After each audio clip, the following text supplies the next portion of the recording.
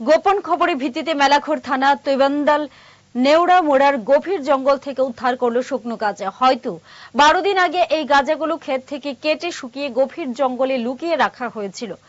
গভীর রাতে এগুলি পাচার করার পরিকল্পনা ছিল, কিন্তু তার আগে মেলাঘর থানা গাঁজাগুলো বাজেয়াপ্ত করে ফেলে প্রায় 102 কেজি গাঁজা উদ্ধার করলো পুলিশ, যার বাজার মূল্য প্রায় 3 লক্ষ টাকার উপরে হবে।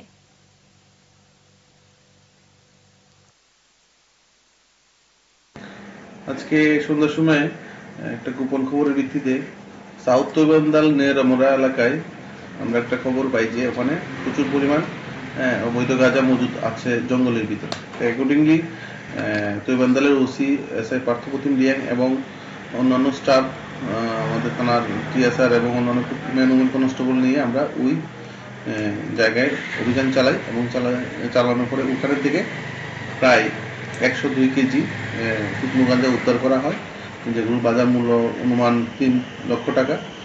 আর এগুলোকে আমরা 106 BNSS অ্যাক্টে সিজ করি।